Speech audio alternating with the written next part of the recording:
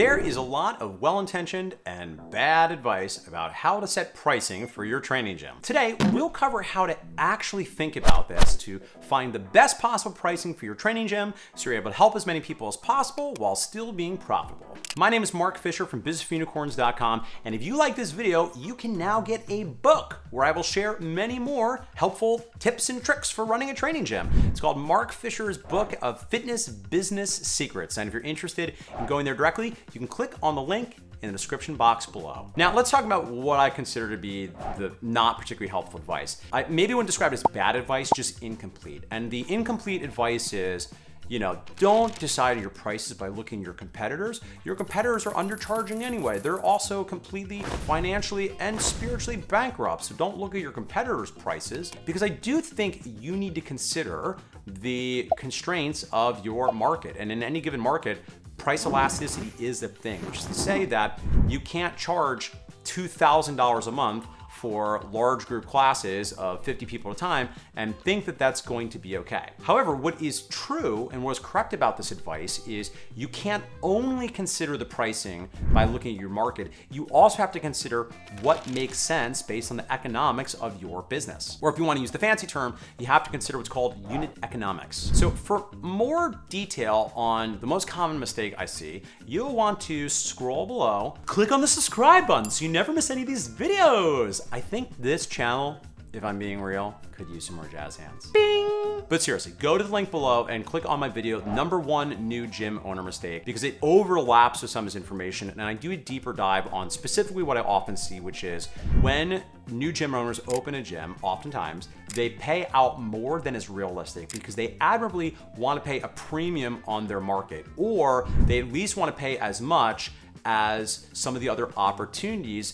that their trainers might have. Well, the problem is, again, based on the number of people you can fit in per session, and based on what your monthly and per session rates are, it's like the math's not always gonna work. And this gets even more inflamed when we've in fact done what other people would say not to, is we've relied too heavily on the prevailing market prices, particularly if there are other independent gyms that are also undercharging, because everyone's trying to race the bottom because no one has confidence in their sales and marketing skills. So here's the way I think it's best to think about this. On the one hand, you do wanna look at this bottom up, which is to say you do want to understand, okay, in my market, what are the prevailing rates of this? It's not the only consideration, of course, but it is a consideration. Now, again, I can't give you very specific numbers for this, but the interest of maybe giving you some direction, I'd say broadly in most markets, if you're doing, let's say 6-on-1 small group personal training, you want to be averaging 300 to sometimes 400, or depending on the market, sometimes even 450, 500 average per month.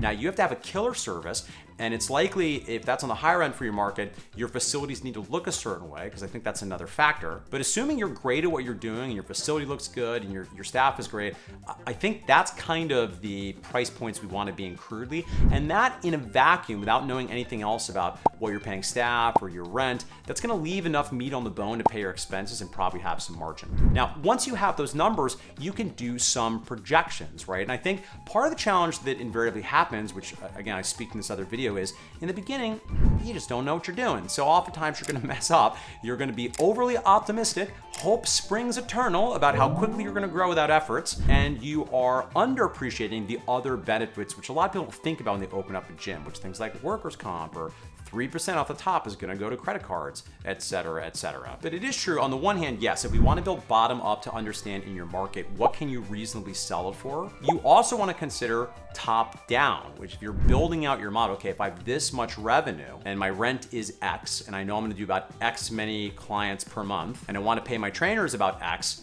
well, then you can build it out that way. Because listen, if you either have a facility open now and you really are committed to paying the trainers a certain amount, or you're gonna open one, you're gonna have to charge at a real premium compared to the market. It's when we try to do both with like lower costs to the clients and more payout for the trainers that you run into issues with profitability. And again, I'm certainly not suggesting not to be generous, right? And I think if you check out any of my videos on finance, something you'll hear again and again is, I, as a rule, think, yes, you should spend money on your people. I'm just making the point here that you do have to consider both bottom up and top down when deciding on your pricing. And if you found yourself in a jam and you realize you're not charging enough, well, that happens.